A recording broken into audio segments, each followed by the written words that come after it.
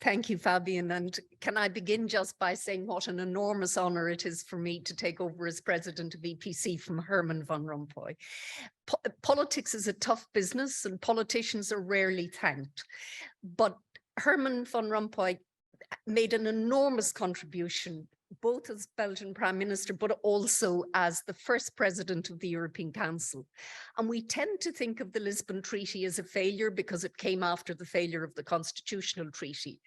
But scholars have completely underestimated the importance of the institutional innovations in Lisbon, particularly the role of a president of the European Council.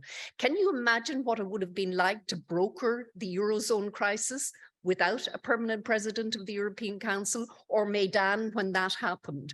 And I think what we have seen is that, in fact, and I would argue that over the last 10 years, the Lisbon system has delivered. Now, of course, I imagine there are many in this room thinks we now need another bout of treaty change, and I suspect that that will happen.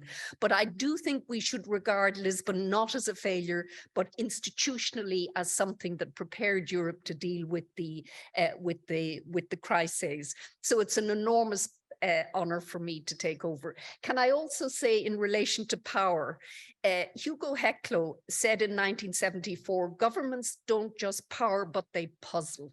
Why do they puzzle? They puzzle because they're faced with many times impossible challenges.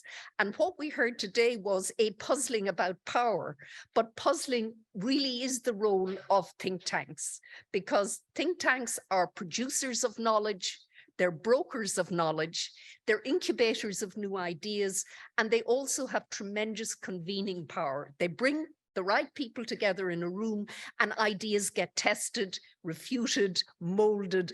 And we saw today a display of the knowledge production of the EPC, all of the fellows, and the engagement on all of these very big issues. And of course, as we heard today, the challenges are enormous, both for the world and also for Europe. But I would end by saying, I remember in 1979, it was an Austrian professor saying to me that he thought that Europe was going down the tubes with considerable style. Well, within a number of years, the Single European Act, the single market, et cetera, et cetera. So we have to, in a sense, have faith in the creativity of this part of the world, but also value what it has managed to achieve, because unlike many parts of the world, there is the individual freedoms and democracy, but also the welfare system, the welfare state. There are very few parts of the world where one would want to be if one was extremely poor and in dire need. That doesn't mean that we live in any kind of utopia.